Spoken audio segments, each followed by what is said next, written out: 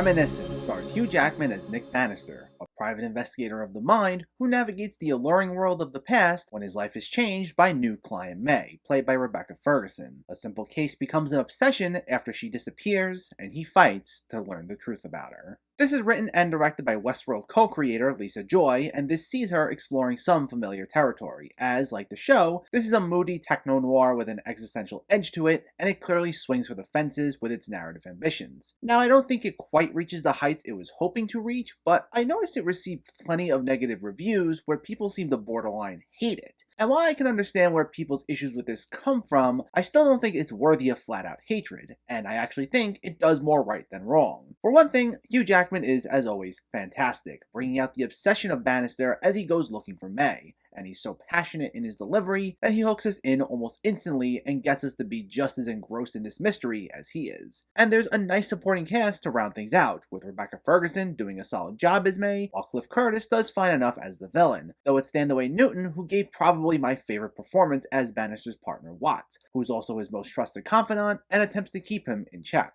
While she doesn't always get a lot to do, she certainly elevates a lot of the material that she was given. I also just like a good old-fashioned mystery movie, and I thought Joy did a good job of building up the tension and increasing the stakes with each passing moment. The many directions Bannister's sent often lead to gripping confrontations that were exciting from an action standpoint and would add another piece to the puzzle, so I appreciated the way this constantly looked to engage with its audience. Joy also channels the feel of a lot of older sci-fi and noir films, mainly through the set designs and carefully crafted lighting choices. Blade Runner and Chinatown were two of the most obvious influences, though while not a noir, I even got a little bit of Eternal Sunshine of the Spotless Mind from this, considering Bannister's job is to let people relive their memories. And I always love a good noir film, so I had a soft spot for the way this wore its influences on its sleeve, though I have to admit that that also led to some of my biggest criticisms of the film. Primarily, the narration by Jackman, which is where the Blade Runner influences especially come into play. We get a lot of cryptic statements and philosophical offerings by Jackman,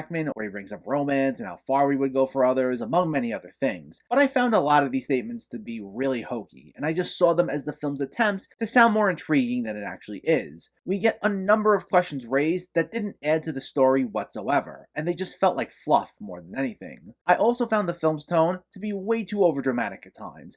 I know this isn't meant to be a lighthearted film, but it felt like there was sometimes too much of a focus on being dark and mysterious that, even during a moment that was supposed to feel somewhat nice, it still felt hollow. The scenes of Bannister and May's romance come to mind as an example, and even when we see people getting to relive their memories, I rarely felt that much emotion regarding why anyone would want to relive the specific memories they chose. There were times we could have used a nice moment to cut some of the tension, but because the film was so interested in stewing in its own self-imposed misery, and often looked to outbrute itself, it would often feel corny, as there'd be one line too many that would be unnecessarily cryptic. Now, despite my issues, I did think the actual story was intriguing enough, and the fact that you had a great lead performance by Jackman and some stylish direction by Joy really gave it a nice boost. It's far from a perfect film, and maybe not one I'd immediately want to revisit, but it's not one worthy of the hatred it's getting. I found it to be nicely done, and despite its flaws, I think it's worth the watch. Reminiscence gets a 6.5 out of 10.